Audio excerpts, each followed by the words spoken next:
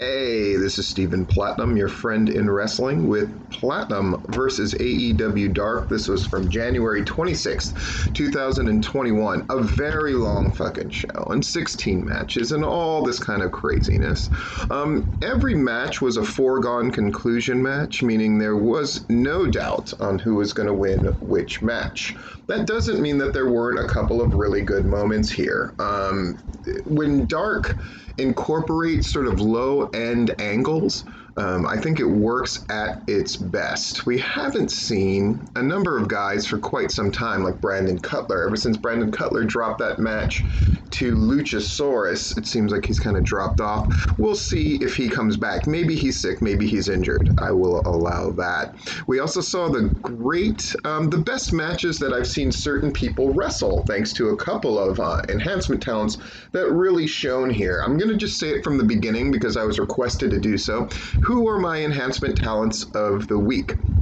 Kylan King really came through, gave Shanna her best match to date that I have seen. Yes, that includes when Shanna was wrestling pre-COVID against top-level AEW female talent. I think Kylan King gave Shanna her best match to date. I also think that Baron Black has made the full transition to being just a really, really good wrestler. All right, let's jump into it. We had Excalibur and Taz opening with Ricky Starks. When they switch out Ricky Starks with different commentators like Anthony Ogogo, I think that works really nicely. There's one thing I sort of lament about this Dark, but we will get to that. All right, we opened with Miro against Fuego del Sol, with Charles Taylor, not Chuck Taylor, as his butler, Kip, and Penelope there. This is the kind of stuff we should have seen Miro doing since the jump. Just absolutely waylaid and destroyed Fuego del Sol, as he should. That game over where he bends them all the way back looks brutal as crap, and definitely 3 check marks. What are we talking about with check marks? I give 3 check mark system. 1 check mark if the proper person is put over in a way that is memorable, that we would associate with their character / gimmick / the wrestler themselves. A second check mark if they look really good in the process. And then a 3rd check mark if the person who is the enhancement talent / jobber, if you want to be an asshole about it, if they do a really great job in defeat, or if they are given some decent offense by the person who is beating them. In this case, 3 check marks all around. Great job, Fuego del Sol, and good look for Miro. Jurassic Express, the two that you are most afraid of, Jungle Boy and Luchasaurus, against Lee Johnson and Aaron Solo. I like a little bit of subtle storytelling, and they did it here, which is Jungle Boy is the one going into the match tonight now on Dynamite with one of FTR. So he really took most of the heat, but then he really made the end of the match happen and got the win with the snare trap. I thought it was a good look. I'm curious to see how they're going to incorporate the snare trap finisher into the match tonight. Really good job. Lee Johnson always does a really good job. You know, it does seem like being part of the Nightmare family really didn't make a difference. They gave him that one thing when he looked really good in the post-match brawl a few weeks ago, but since then, nothing. Aaron Solo does a really good job. He's there consistently, and there's a good reason for that. 3 check marks here. SCU against Terrence and Terrell Hughes. This is the smoothest I've seen Terrence and Terrell Hughes look, but that's not a surprise because SCU, Kazarian, and Daniels, consummate pros. They win with the best Meltzer ever.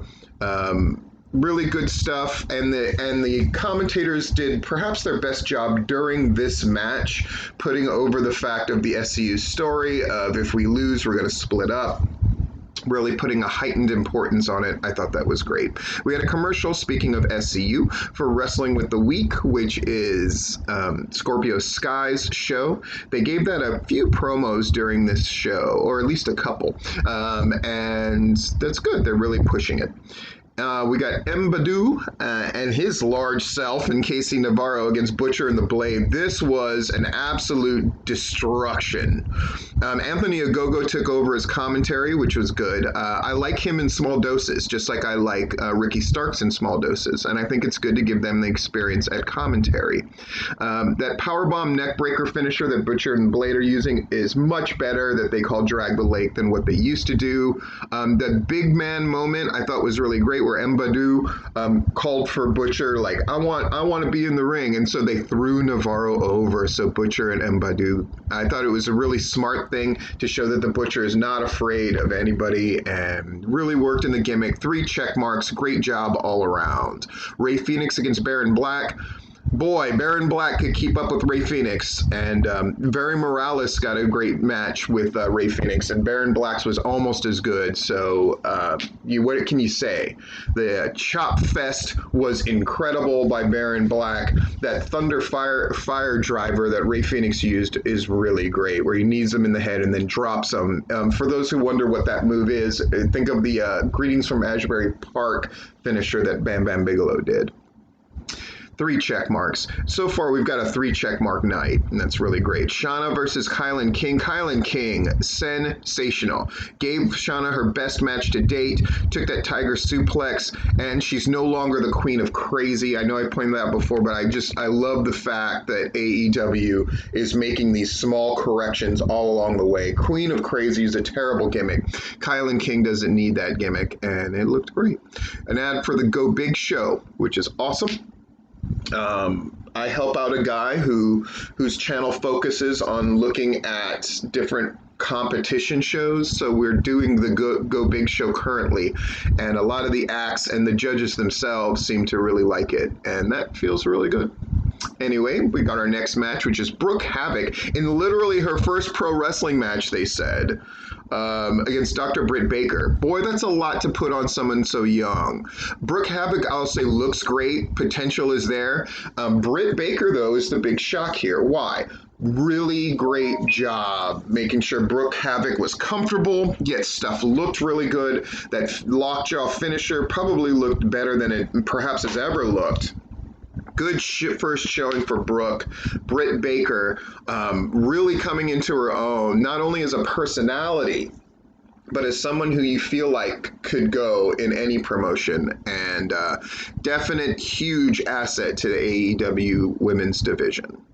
All right, Santana and Ortiz with a really good, solid promo of, we're going to be fucking taken seriously and we're going to kick ass and all that kind of good stuff, which is what they need. Santana Ortiz, I've said this many times, are my favorite tag team in AEW, which would shock people, right? There are teams that are more spectacular, like the Lucha Brothers. There's teams that, that I have an affinity for, like the Bucks and whatnot. But Santana and Ortiz, I think, do a lot of really almost thankless tasks, and they do them incredibly well. And I'm glad to see them get a sort of a more serious turn and a push here. I think it's going to bode well. We'll see, though, based on their match that they have coming up later on. Abaddon against Vert Vixen. Vert Vixen, this is the best I think she's looked, and she really did a great job of taking Abaddon's offense. Abaddon's still figuring it out, but at least things seem like they make sense. I do hate that Widow's Peak finisher for her. It looks bad. She has to reach because she's so much shorter than most of the people that she wrestles. It's not a good finisher for Abaddon. Nonetheless, I'll give this 3 check marks. We've had 3 check marks all night, folks. And that's really great because it's been a while. This is an incredibly long show with a lot of matches, though, so we'll see if that can be maintained. We have the walk-off between Pretty Peter Avalon and Lee Johnson. This was done so much better than I was expecting. I thought that this would be completely throwaway. Brandy, Aubrey Edwards, and Jerry Lynn as the judges. Peter Avalon having something crappy to say to Brandy and Aubrey was a little surprising and very mean-spirited, and definitely set him up as the heel. How dare he knock Aubrey Edwards' looks? Ridiculous. Nonetheless, Lee Johnson gets a 27, so 9s all around. And then Peter, who kissed butt to Jerry Lynn, got 2 9s from the women. And then Jerry Lynn made him walk again and then noticed a hitch in his thing. So he goes from giving him a 9 and then turns it upside down to a 6, which I thought was a really funny moment, actually. So Lee Johnson wins, and he's happy until Cesar jumps him, who's a guy who's been used, very big guy, who's been used on AEW Dark before, so I guess he's with Pretty Peter Avalon. Didn't hate it. A really fun moment. It broke up the show from just a series of jobber matches, and it worked. And I can't believe I'm saying that. And Pretty Peter Avalon should have a big bodyguard type, and it definitely works. Go Big Show ad again. And then we had Santana and Ortiz against Ryzen against Mike Verna. I finally got to see a thing that I've always wanted to see in tag wrestling, which is the heels keeping one guy in the ring, demolishing him and pinning him, and the other guy never even getting in the ring. Isn't that part of the point of this constant strategy of isolating somebody and cutting the ring off and stuff? And we never see it play out to fruition, and now we have, and I think it really works. 3 check marks. Santana and Ortiz look brutal. Mike Verna took a massive ass whipping, and the only bad part is I didn't get to see Ryzen wrestle, but that was part of the point. Ryzen, always a good, I think a really good guy for them. They bring him in Dark constantly, and I think it's a really good look. Davina against Tay Conti. -1 being out there with Anna Jay was okay. Tay Conti's finisher, this cool ass choke that she did, I thought looked awesome, to go along with her impact finisher of, the gory into the knee. I really like that choke by Tay Conti. I thought it looked great. Good solid match, 3 check marks. I'm looking forward to see more of Davian. I think that was the name. Yeah. We had another commercial for Wrestling with the Week. Then we go on to Ray Jazz against Dark Orders 10. -1 on commentary now. I think, first of all, let me just say this. I think it's great what they're doing with Brody Lee. I mean, that tribute show was gorgeous. Having some fun moments with -1. Now it bled over to Dynamite, which I did not like as much. And now it feels like, I guess it's just going to keep going. I don't know. I guess on a show like Dark, I have much less of a problem with it. I don't know. I'm curious where they're going to go with this and what they're going to get out of it. And I mean, if the answer is, well, they're not, because it is what it is. I suppose that is. So, Dark Orders 10 hits the ripcord clothesline to the back of the head. Pillman Jr. ends up getting hit with the stick from -1. The whole thing feels very disposable. And I understand that a lot of this is already disposable, but there's something about constantly tipping your hand that this is just a thing that happens with no consequence. That I think is problematic. I will give this match 3 check marks because it's the best that Vance has looked. So Ray Jazz obviously did a good job of making 10 look imposing. And as 10 is going to continue to get more and more, especially on Dynamite, he needs that look. So it's a good thing. Red Velvet and Maddie Renkowski. It was a weird match to me, how it was kind of laid out. But at the end of the day, Red Velvet's offense looks really, really good. And so I'm going to give this one 3 check marks barely. But yeah. Yeah, there's not a whole lot to say, except Red Velvet is looking more and more comfortable in a starring kind of role, which I think is a good look, especially as Brandy's going to be out for some time, and Red Velvet's sort of the de facto taking the heat for it, setting her up a thing with Jade and the rest of it. Sean Maluta against Danny Limelight, and I knew what this was, which was they're going to give Danny Limelight a win because he's been doing such a good job. And sure enough, they did. Nothing special, no great shakes here, nothing to really remember from this match, and that's a bit of a problem, but I'll give it 3 check marks regardless. Next one, Jasmine Allure, who looks like new crisp $100 bills. She looks fantastic. And Ivelisse have a really good match. Ivelisse beats her with like a rolling kick finish, and boy, do we have a lot of people who do kick finishes. We need somebody to look into that. But it was a really great match, 3 check marks. And then the match that actually ended up being my favorite, which is the de facto main event, but it's not really a main event because it's going to be a squash match for Powerhouse Hobbs against Jake St. Patrick. I do like that Emerald Fusion thing that he is using as a finisher now. It's like Power Slam, but he kind of like side saddles it and hits it.